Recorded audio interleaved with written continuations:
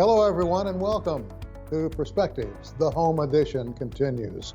With the pandemic raging all around us, it's good to have you with us, and I hope you're practicing safety in all features with the mask and social distancing. Just don't take any chances. This situation is really too dangerous for anybody to play with. We are very lucky today to have with us a gentleman that I've been looking forward to talking to for a long time. He teaches on the campus of Rogers State University, and he teaches American government. Dr. Kenneth Hicks. Dr. Hicks, welcome, my friend. Thank you for having me. I got to ask you right off the top, you've been doing this for a while, and I know that you've studied government quite a bit. Have you ever seen anything like what's going on today? No, this is a leap in the dark. We are dealing with situations that I don't think have any historical precedent. I'll get to the government side of it in just a moment, but there is a situation unfolding as you and I speak. By my watch, we're taping this at about 1:22 as the story breaks. And according to my notes, the FBI has arrested and charged 6 men with plotting to kidnap the governor of Michigan, Gretchen Whitmer, and overthrow the state government. Additionally, there are plans, they had plans reportedly to kidnap governors in other states. They've been working with militias in other states. The story is still unfolding at this time, and obviously there's going to be much more to it as time goes on. Did you ever, in your wildest imagination, think anything like this would ever surface? Well, I can say this. I wrote my master's thesis on political terrorism in the 1990s, and I was aware that the militia movement in Michigan was particularly well organized even then. And so I would not have been surprised to hear that sort of thing was happening in Michigan. The governor is, Michigan is much like many other states where you have real serious divisions between people that are living more in smaller towns and out in the countryside and the people that are living in the larger communities.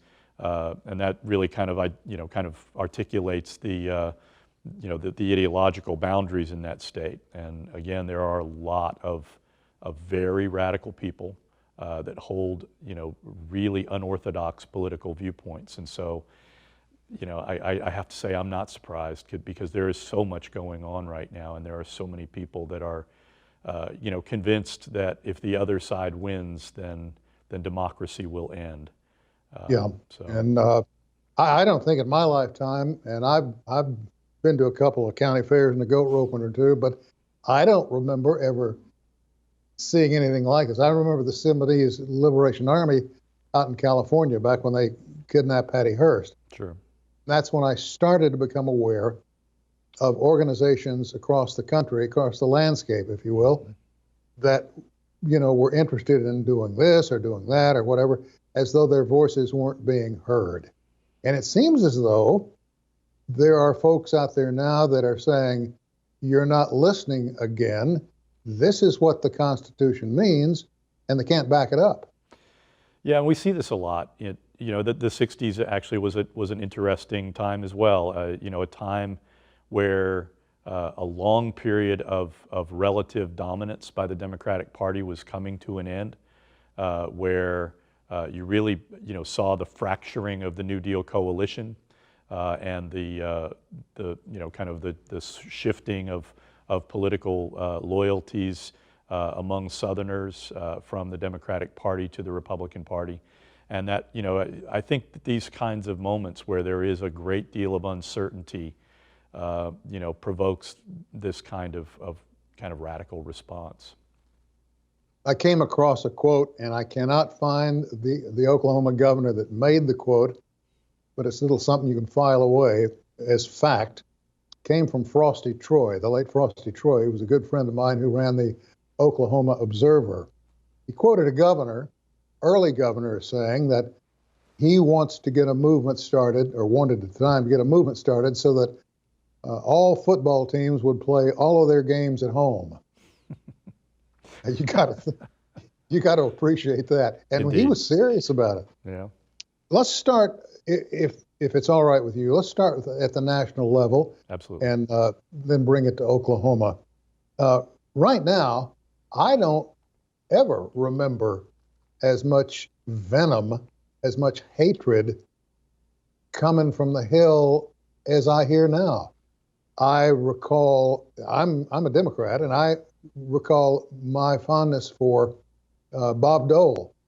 Bob had a way of embracing adversity with humor that was hard to match. Tip O'Neill was the same way. Uh, John McClellan, Bill Fulbright, uh, so many around the country would, at the end of the day, cross the aisle, sit down, and work it out. None of that now. How do we get to that? Well, there's a there's been an evolution in American politics that has been moving in this direction for, I would say, the past 40 years. And it is basically the two political parties have scourged themselves of, any elements that don't conform to the dominant ideology of the party. So really going all the way back even to the progressive era, the Democratic Party has steadily become a more and more ideologically liberal party. And the Republican Party has become ideologically a much more consistently conservative party. That was not always the case. Historically, our two parties have been what we call catch-all parties, which is to say they had liberal and conservative wings, which meant that you could cross the aisle and form bipartisan coalitions with your ideological counterpoints a lot more easily. And I think also, there has been a change in basic mood that has set in as a result of that homogenization. The two political parties literally speak different languages as it relates to politics. The Republicans are very quick to label anything that Democrats want to do as socialism, and increasingly you're starting to see Democrats attach labels to Republican proposals as well. And so a lot of this, really goes back into the 1990s as well. Newt Gingrich basically counseled the people that he helped get elected in 1994, that famous class of '94. Don't stay in Washington. Live in your office. Go back home as often as you can. Keep your family in your home districts and states, because again, if you bring your family, you become a creature of Washington, and Gingrich didn't want that. He wanted to have an outsider party. And a lot of those folks from the class of '94 ended up in the Senate as well. And so it's really, that attitude of the other party as not to put too fine a word on it, not simply wrong, but evil, that has really infected Sure. our both of our political parties. And it's hard to see, an easy way out of it. I had a lot of respect for the late John McCain, except for his vice presidential choice, which that's another story. But Absolutely. I had a lot of respect for the man because it was very common for him to go sit down with the Democrats or bring Republicans over with him to talk to Democratic members of Congress and say, look, how can we hammer this down? How can we make this better for the people? Yeah. He wasn't a selfish man. I'm hard pressed now to find people on either side willing to do that. It's true. You don't see that because, again, the sense in which you have people elected to office that are saying, "I'm going to go to Washington and fight." Well, why? Why are you not coming to Washington to govern?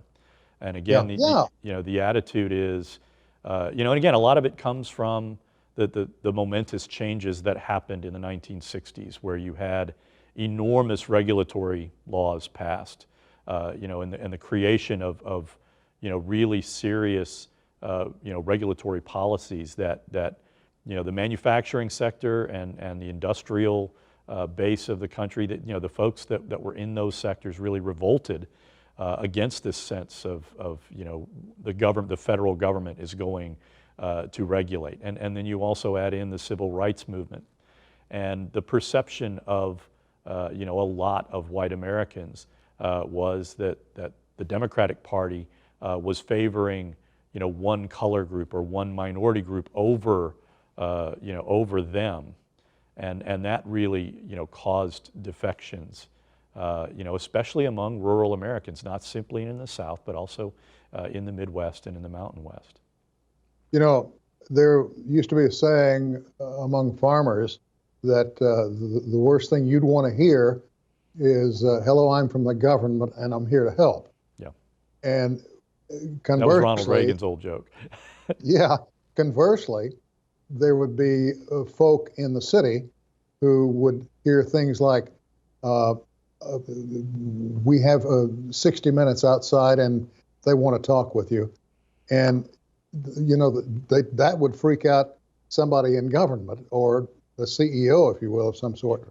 So there are two sides to where you live. Absolutely. Everybody's got pressure points. Yeah. Do you see hope on the horizon? Well, it's hard to see it right now, but generally speaking, these kinds of times of real uncertainty usually yield to some kind of definitive outcome, and it usually focuses around our electoral politics. I have said in my classes numerous times, there is nothing broken in our politics that clarifying elections would not resolve. And one of the things that tends to happen with what I call a clarifying election is that one party or the other realizes that what they're doing is not working, and that they're going to have to make changes, at the base appeal level. They've got to change their messaging and stand for something else, and that's a hard thing for people to do. And this happened to the Democratic Party in the 1960s, where that sense was we can use government to help people had worn thin, and hence Reagan's joke about I'm from the government, I'm here to help. That's why that joke had resonance. And Republicans have won elections really from the 1980s to the present. Close to 40 years, they've been winning arguments saying we're going to cut taxes. There's a tax cut that solves every problem, and that is wearing thin as well, because people are saying, what, at the local level, I like having a library, I like having a park, I like having public services. I think we ought to pay police and firefighters a decent salary and not have that completely consume our local government's budget. And teachers. Don't forget absolutely. Teachers. I am one of them, and I know Dr. all too Hicks, well the consequences. Sorry to interrupt you, but I've got to get one more question in before I let you slip Absolutely. out. Yeah. Is it time for us to do away with the Electoral College? I think certainly. Here's the problem with the Electoral College. The main problem is that a person can lose the popular vote but nevertheless carry the Electoral College and win the presidency. It's a path to 270 electoral votes, not to appealing to the broadest cross-section of Americans. You can reform it. Nebraska and Maine basically have changed. Their rules are set so that in each federal district there is one electoral college vote, and if you win that district, you get that one electoral college vote. I think, again, the Electoral College, part of what is really a serious defect is that the Electoral College votes of California are so seriously diluted.